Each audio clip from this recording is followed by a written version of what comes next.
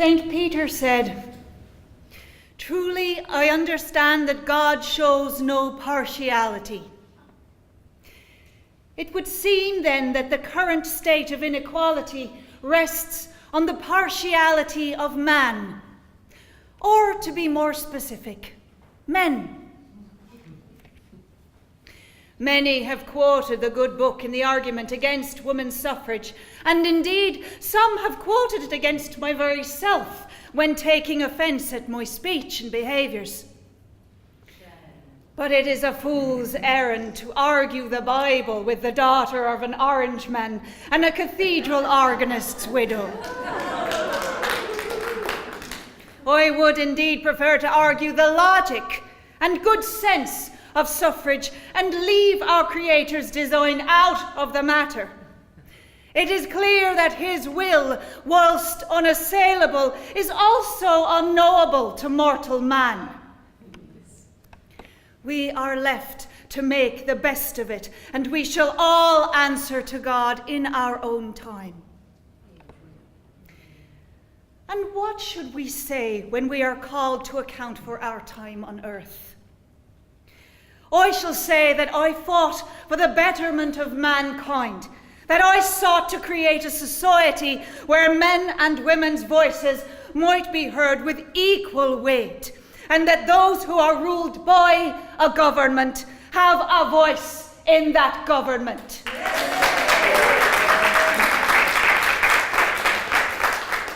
Equality of representation is a cause which colours our history. English constitutional history appear as one long battle for this very right of self-government. If the fight for self-government is universally agreed to be a noble cause for man, then why not for women too? Yes. The vote is the point at which public opinion takes hold on public action. If woman is not intended for thought, action, heroism, why is she entrusted with the training of the race? With the education and bringing up of our children? I have heard the line, "The hand that rocks the cradle rules the world," used against universal suffrage, as though to say that women have no need of the vote whilst they raise the sons of the nation.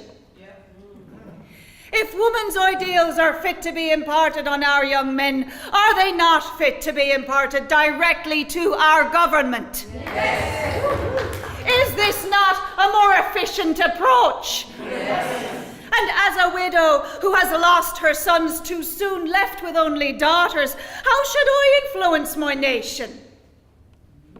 If men mould the state and women mould the men, then give women the vote. The outward visible sign of her responsibilities, and tell her that her country expects every woman to do her duty. Abraham Lincoln said, "I go for sharing privileges of the government among all who assist in bearing its burdens, by no means excluding women." And John Stuart Mill argued, "To have a voice in choosing those by whom one is governed is a means of self-protection due to everyone. Under whatever conditions and within whatever limits men are admitted to the suffrage, there is not a shadow of justification for not admitting women under the same." There are not many who would belittle the fine minds of these men. And yet, when the suffragists offer the same argument, we are mocked, belittled, hated, and shouted down as harridans, anarchists, and the worst insult of all, unladylike and unwomanly.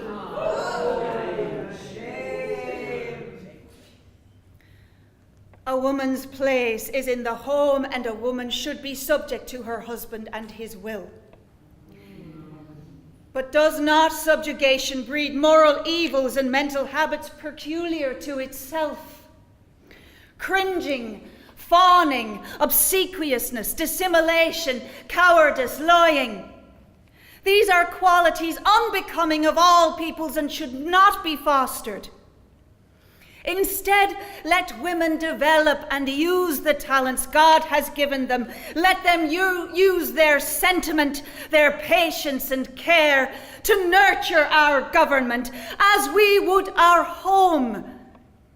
Most thoughtful women, while holding home is woman's sweetest sphere, are yet happy in believing that however and wherever woman can be of best and wisest usefulness to her fellow men and women, there, by God's providence, is her allotted sphere. If women had a voice in the management of our parliamentary housekeeping, do you think that the stewards of our public exchequer would venture to tell us taxpayers, as at the beginning of our last session, that the state accounts had not been audited for years? Too many voters is a cry heralded against universal suffrage, which barely merits a counter-argument. But I shall give one all the same, which is to the effect that let the voting pool be narrowed by some other means than sex. Yes. Those who do not pay tax should perhaps be excluded from voting. But whilst women contribute to the national coffers and are subject to the laws and policies of a government, a claim of too many cooks spoiling the broth is no good argument against women's suffrage. Some may claim that woman is too delicate a creature to take on the responsibility and duty of the vote. To this I say, if voting is such a burden on our menfolk, should not we share this burden? A burden shared is a burden halved. The woman's cause is man's. They rise or sink together, dwarfed or godlike, bond or free. To take up our share of the work in maintaining our nation seems the only fair solution. Fairness, another theme that has woven its way through the political achievements of the British people. The concept of fair play has influenced all gentlemanly undertakings and makes up no small part of the ideology of our fledgling nation. But whilst fair play is a jewel so highly prized and contended amongst our men, they leave our women out. Women are subjected to taxation of which they have no say in the spending. They are subject to laws of which they have no say in the making. 19th century civilization has accorded to women the same political status as to the idiot and the criminal. Such is the basis of our reverence for the person of women and of our estimate of her work. And they have been afforded this status and excluded from the concept of fair play for no better reason than the accident of their birth. It seems men are only too happy to protest against the privileges conferred by an accident of birth when it pertains to riches or power, and yet they will insist on rights conferred upon them by mere malehood. South Australia has provided a home to those who would push mankind beyond the mire of Europe. The people of this settlement have travelled months and left behind their kin and folk to create something better than what they left behind. Why seek a new beginning if you are not willing to make changes to what has gone before? While our society is proudly British, it does not seek to replicate Britain. And while many will use the resistance to suffrage in the motherland as a reason to resist suffrage here, I will point out that it is the duty of the young to challenge the ways of the old. Yes. Those ways that are beneficial to a society will remain, whilst those that hold it back will be cast by the wayside. We should seek to rectify the failings of England with the opportunities provided in Australia. I will speak the words of our greatly respected Premier, Charles Kingston. One principal cause of the failure of so many magnificent schemes, social, political, religious, which have followed each other age after age, has been this: that in almost every case they have ignored the rights and powers of one half the human race, women. I believe that politics will not go right, that society will not go right, that religion will not go right, that nothing human will ever go right, except in so far as woman goes right. And to make woman go right, she must be put in her place, and she must have her rights.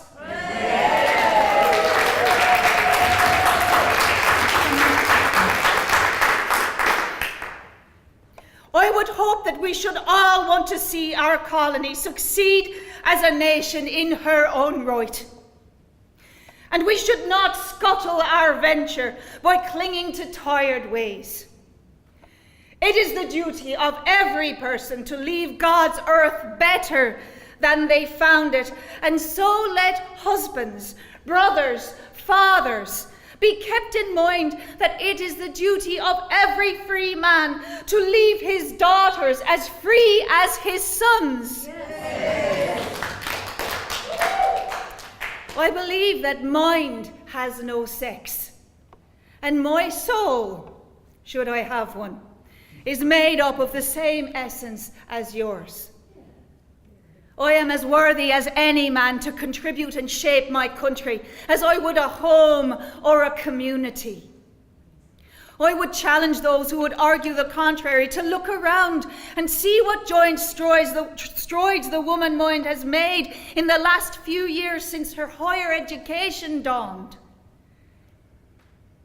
Surely the possession of any gift is God's own charter of right to use it. It seems my gift is to stir up trouble, to challenge the anachronisms in our society and the inequalities in our nation. And I shall use my voice, my will, and my very being to enact the gift God gave me. And should I die before universal suffrage is realised in South Australia, well then, I shall be buried with women's enfranchisement engraved upon my heart.